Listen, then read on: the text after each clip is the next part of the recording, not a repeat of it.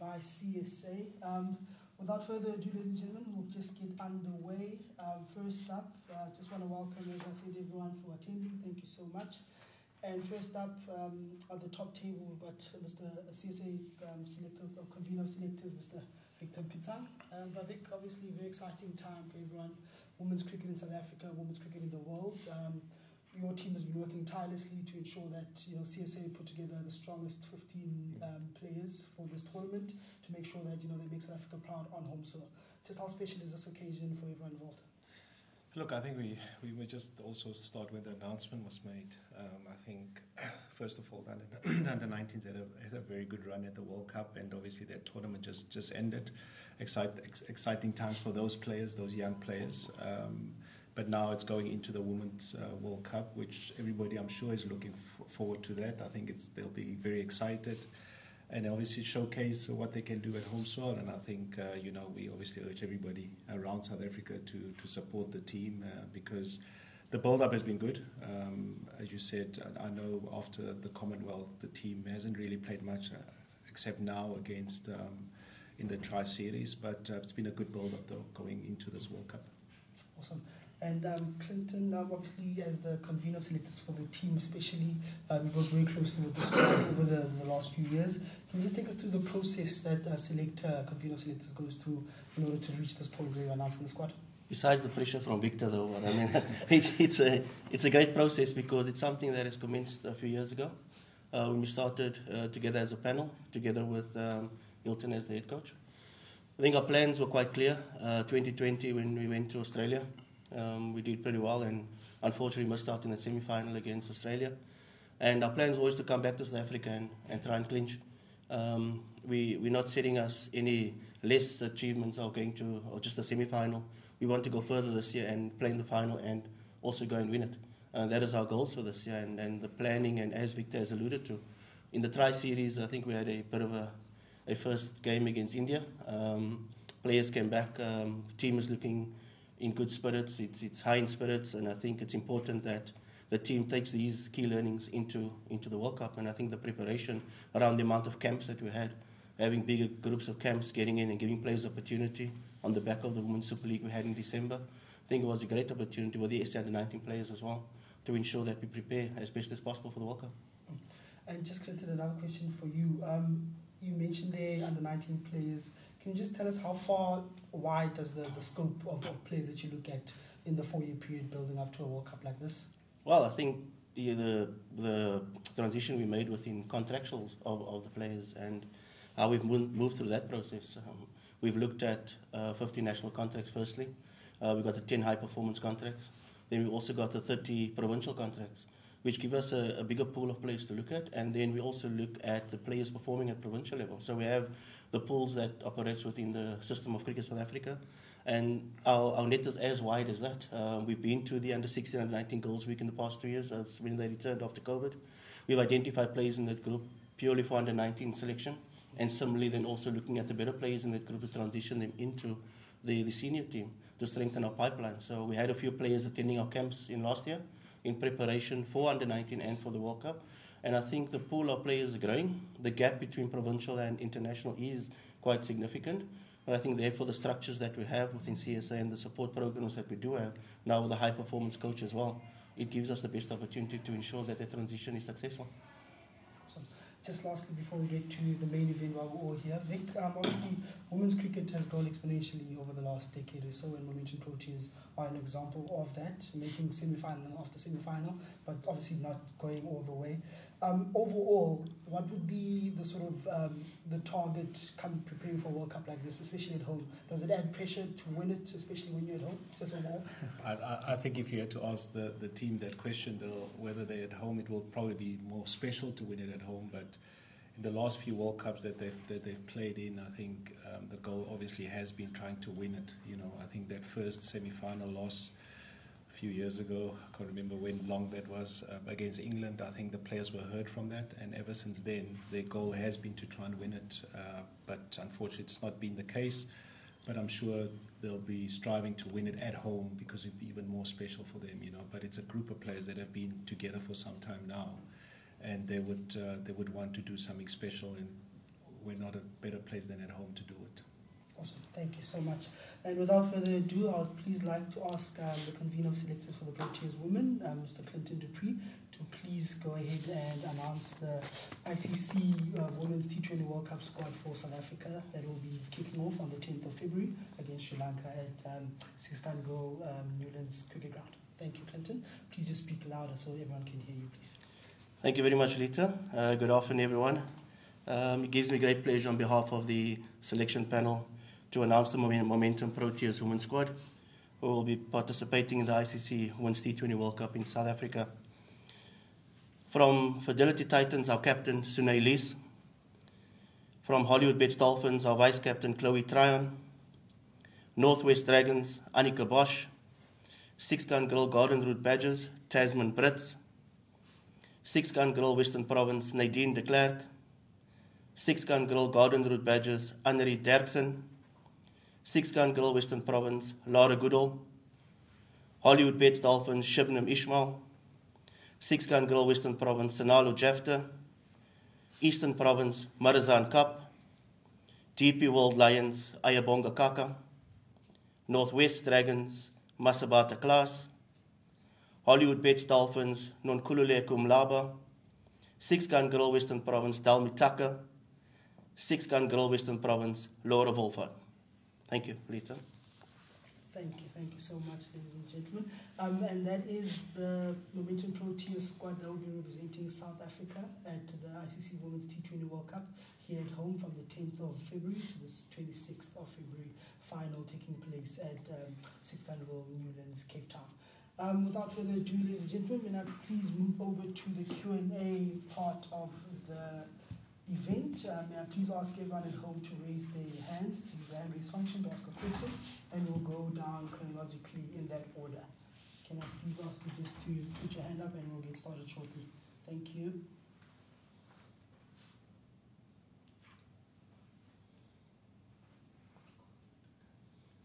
Out of the current squad that is here, who's missed out? That's currently here. It is DANE van NIEKERK. Tumi Sikakune, Tebogo Macheke, and yeah, there's one more. Tebogo Macheke, Andre Derksen. Oh, sorry, my apologies. Tumi Sikakune, Dane van NIEKERK, Tebogo Macheke. Yeah, that's the list of players that's missed out. Yes. And just to also add on to that, the travelling reserves are Michaela Andrews, Tebogo Macheke, and Tumi Sikakune for the World Cup. We'll start off with Keenan from Virtual. Keenan, please get us underway. Thank you. I think the elephant in the room is the NIEKERK missed out. Could you just tell us a bit more about the reason she missed out? I'm assuming it's fitness again, but could you just elaborate a bit more about that and the fact that she has missed out? Thanks, Keenan. Yeah, Danae was given an extensive opportunity to meet the minimum criteria or the fitness benchmark for eligibility into World Cup. She recently did another fitness test and unfortunately did not meet the minimum criteria, and therefore she's missed out. So it's purely based on the not meeting of the fitness criteria that she's missed out of the team this year. Thank you. Is that it, Keenan? All right. Could you just expand on what exactly it is? Was it the 2 kilometer, or just what exactly it is, if you don't mind? That is correct. It remains a 2K. She unfortunately did not meet the minimum requirement of the 2K. Similar decision was taken with the Tri-Series, and as we've mentioned in the Tri-Series, we're going to give another opportunity. Management and the SNC, they've worked and assisted her into trying getting there. Unfortunately, last week she did not meet that minimum criteria. Thank you. Thank you, Keenan. Before we continue with our virtual attendees, Anati from Daily Dispatch, question from you now. Thank you. Yes. How valuable will Dane's leadership be missed by the team? Well, Dane has been an integral part of the team. I think her absence in the last few years, she's not been around the team for a while. She was replaced by Dane as captain and as the leader. I think the skill set as Dane as a cricketer will always be missed on the cricket field. We've had this discussion with her. We've extensively reminded her of that, and also appreciated the hard work that she's put in to try and get to the fitness levels. But unfortunately, that is not going to be there, and the fact that the team has played for a while without her, I think there's a lot of responsibility on the players and the current leadership to take this forward and to ensure that they go out in the World Cup and represent and try and keep the team together. Thank you, Anati. Percy, thanks for your patience. Please go ahead. Thank you so much, Lita. Good morning, gentlemen. Lita, I'm more than willing to wait until the very end to ask some Afrikaans questions if possible, sir. Yes. It's up to you, sir. Okay, yes, please do that. That'll be better. Thank you. All right. Thank you, sir. Thank you for those. Up to you. Thank you. Thanks, Lita. Hi, Clinton and Vic. Guys, can I just ask about the rigidity and excuse me, sorry, of which the rigidity of which you're applying the fitness test? I mean, I understand DANE didn't make the mark, and other players have also suffered sanctions for not making the mark. But what is the reason for applying it this rigidly, considering she's fitter than she's been in the recent past? I think it's hi, Fidos. I think it's just remaining consistent with our decisions. I think it's not something that has been brought upon recently. As you've also alluded to, is that many other players have gone down this route. We've had open discussions about it with everyone. Everyone was quite familiar with the situation and what was required. In December, we had a discussion with DANE as well, where we set it out clearly as to what she needs to do and where we expect her to be, acknowledging the improvement that she's done. Unfortunately for us as a team and with the management team to support them, I think they really want to set the benchmark with regards to fitness and therefore ensure that all the players meet that. So I don't think it's anything towards DANE as a cricketer. I think we're treating everyone fairly and we want to remain consistent in our decisions. Sure, and was there any consideration to testing her a different way? I mean, I know you've got your 2K time trial, but you know, for example, Rakim Korn will test on a bike because he can't run. Is there another way of testing? We did a different testing with her as well. The SNC did make contact to ask if there's an option that they could use. We've agreed to the option, and that happened. And therefore, I'm saying we've tried extensively to try and assist DANE to get over the line. As a selection panel and as a management team, I think we've made the commitment that we want to give her the best opportunity to try and get into the squad, and therefore considered all other options. Thank you so much for those. Thorny, over to you, please. Thanks, Nita. Hi, everyone. Just on, I presume Trisha's still out with a persistent back injury. And then secondly, can you please just comment on Jimmy's omission or addition as a travelling reserve, rather? Yeah, unfortunately, Trisha still misses out with the back injury. And we want to wish her all of the best. I think she's also been a key player within our squad. And we hope that she recovers soon and then we can have a conversation of cricket going forward again with Trisha. With regards to Tumi, I think it's purely on the balance of the team. We had the discussion with her, the makeup of the team and the balance by the amount of bowlers that we do have in the squad. And I think she's been competing with quite a strong group of bowlers within that squad. And that's the reason why she's been omitted out of the squad. Okay, just one more. Clinton again, do you foresee, or how long do you think you'll see, until you see, rather, the under-19 girls playing in the senior team, as we've seen with other teams? Well, as I mentioned, we've had a few camps, and we've invited a few players into that. I think also the thinking with the under-19 squad when we did select it was to keep a core of the team together, to ensure that they qualify for another World Cup, give them the experience in this home World Cup, and then to have the core of them for another World Cup, and then to build a team around that. So the opportunity of drafting players back into the high-performance program, allowing them into the pipeline, it is a great opportunity, and we've had discussions around that, and hopefully in the near future, we're going to address that matter. Thank you, Thorny. Over to Mr. Telford Vice. Please go ahead, sir. Hello, Clinton. Telford Vice here from Cricket Buzz. Did you consider, before you made the decision about DANE, the damage that you have to cause to the morale of the squad going into a vital tournament? Some people might say you're sabotaging your own chances of winning this thing. Hi, Telford. No, I think we've considered everything, and at the end of the day, when we made the decision, and the decision wasn't just made on the back of, right now, we've always had the discussion around what happens if DANE doesn't make it, how does it impact. But I think from a player point of view, we've created the succession within the leadership in the team. And then around the morale of the team, I think the morale of the team is pretty fine. We were out yesterday as a team. Team is gelling together nicely. I don't know what other information is out there, but I do believe that the team is pulled together. The team accepts the decision that we have made, because I think it's something that is required for the group of players. Thank you, Tofford. Marnus, please go ahead, sir. Thank you. Hi, it's Marnus here. Hello everyone. I was just wondering who will be the actual backup for Sinalo as a wiki in the 15. Hi, Marnus. Yeah, no, we've discussed that, and Dalmi Tucker is the backup option as a wicketkeeper in the World Cup squad. Dalmi has been a keeper all of her career until she changed to an off spinner and batter recently. So Dalmi has had the discussion with her. She's working with the support team at the moment, and she'll fill in the role as backup keeper. And that's purely to assist the balance of the team and allow us to have the best possible team at the World Cup.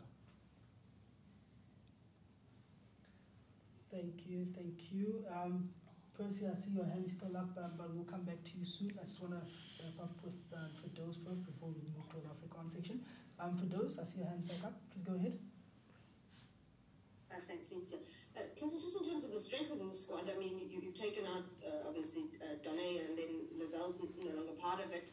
Do you feel you've got enough in terms of the ingredients to compete against, a team like Australia, who seem pretty unbeatable? I think, did we ever have enough to beat Australia? Is the question. And I think with all the players that we did have, and we respect the decisions that they've made to move on in their careers, and we needed to find sustainability within our pipeline. We brought some players into the squad, as you can see in the tri-series. We've played some rotational positions as well to give ourselves the best opportunity. We have a squad in mind as to how we're going to compete at the first game. And I do believe that the group of players that we have together, I think they're a versatile squad, a squad that we can maximize to the best possibility to compete with the best in the world. Thank you for those. Zahir, please go ahead. Thank you. Hello, Clinton. Just in terms of it's always been a team that's been based on experience, and as Firdaus said, Lazelle, Trisha, DANE, not there. Is it a conscious movement to look for young, energetic players in T20 cricket? That is correct. I think you missed out Mignon du Preez as well in that group of players that have left. And yes, we needed to plan for somewhere along the line. I think there are some players in the squad at the moment that are also having discussion around their career and how far they're going to take it. We have to plan from the pipeline that we do have, hence the high performance group of players is key, hence us having extended squads at our various camps, because this is the only way that we can ensure that we have sustainability within the cricket pipeline. A young movement is key, how we take this forward, and I think there's a lot of opportunity now for young players that have been performing at provincial level to now come into the squad and really stake a claim for a position. Thank you, Zahir. Percy, thanks for your patience. I will finish off with you with some Afrikaans questions. Thank you. Peter, thank you so much for this opportunity. Before I ask my Afrikaans question to Clinton, it seems like he's excited to talk to me in Afrikaans. Can I just ask Victor a question? Just from a CSA point of view, but just based on all the questions you're getting now from towards the women's side, towards Clinton as well, we always perceive the men's side as the flagship team. There's a lot of expectation from them. Is there the same expectation from our women's side to do well in this home World Cup year? And I'm sure this coming month.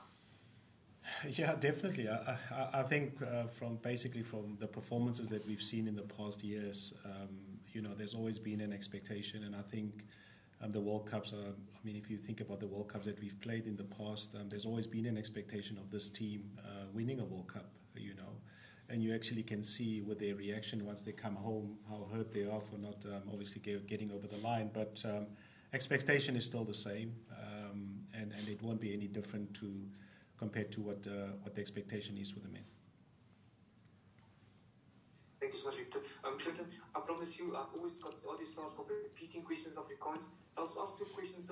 Clinton, kortliks, hoe beskryf jy hierdie groep wat julle vandag gekies het? Was dit 'n maklike taak vir julle gewees om hierdie groep te kies? En dan net die deel wat jy nou in detail moes verduidelik het oor die afwesigheid van DANE van NIEKERK. Is dit nou eintlik 'n nuwe era vir die Protea vrou? Soos jy het nou gehoor het in al die vrae wat ons gehad het, die gesprek gaan baie oor DANE.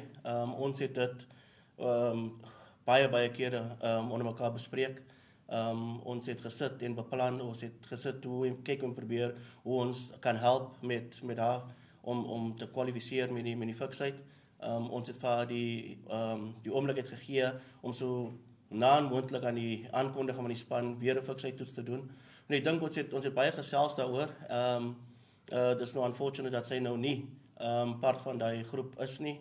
Van 'n leierskap punt of view, ons gaan vorentoe gaan ons kyk met Sunay wat nou daar is as die kaptein. Sal ons kyk tot en met die wêreldbeker en dan vorentoe sal ons nou beplan hoe ons gaan kyk na die leierskap in die span.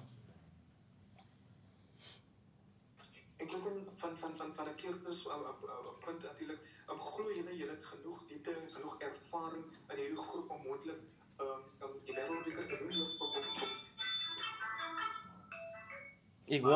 Ek hoop ek kan dit stel soos ek het voorgestel het aan Firdaus, is dat ons het altyd ervaring. Kan jy pas op aan ek sê bekommerd hy gaan ons as jou antwoord probeer. Geen probleem.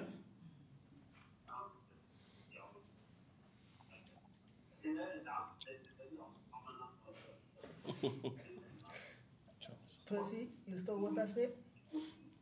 I'm still with you. Can I just kindly ask that my colleague whose mic is on, just turn down his mic perhaps. This is what it might spoil us.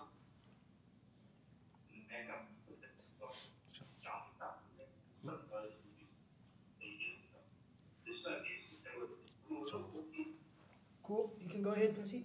Thank you. Thank you so much, Lita. Apologies, Clinton.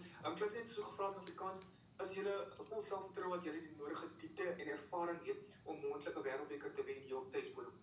Ja, ek voel ons het die span, ons het die diepte, ons het die ervaring.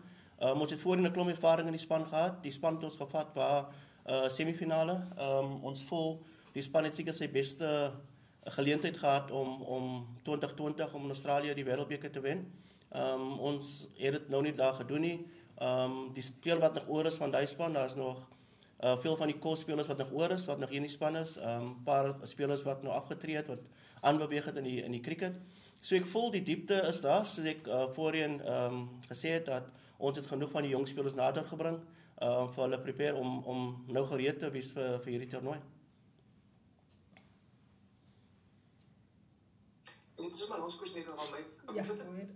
I'm wrapping up Clinton. My last question.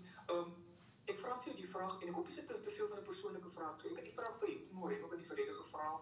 Gee julle genoegsame geestelike steun, wat is nou psychological steun vir julle spelers? Want ek wil net 'n voorbeeld gebruik asseblief. Ek hoop jy is te persoonlik met hierdie vraag. Ons weet natuurlik wat het met Marzaan Cup gebeur daar in Engeland wanneer sy 'n bietjie deur 'n baie moeilike tyd gegaan daar in Engeland. Dink julle al die spelers is geestelik reg vir die druk wat 'n wêreldbeker bring vir elke speler? Het dit 'n ervare speler of 'n jonger of minder ervare speler? Ek voel die druk gaan altyd daar wees. Die persoonlike druk is iets verskillend wat ons moet hanteer. Dis nou nie van 'n spandruk nie en dan kry jy nou situasies van 'n spandruk waar dan jy nou access het aan psychologists om hierdie goed te doen. Op die oomblik is daar iemand wat saam met die spelers werk. Daar's ook 'n groot push om die speler en die psychologists involved te kry by die wêreldbeker om die spelers verder te help, maar definitief daar is support en ek voel dat die bestuur van die span dit verder nou moet deurdruk om seker te maak dat die spelers almal in 'n goeie kopspasie is, dat hulle kan gaan compete by die wêreldbeker. Thank you so much, Shaman. Thank you so much, Percy. And I think, ladies and gentlemen, that brings us to the end of the squad announcement press conference. Thank you so much. And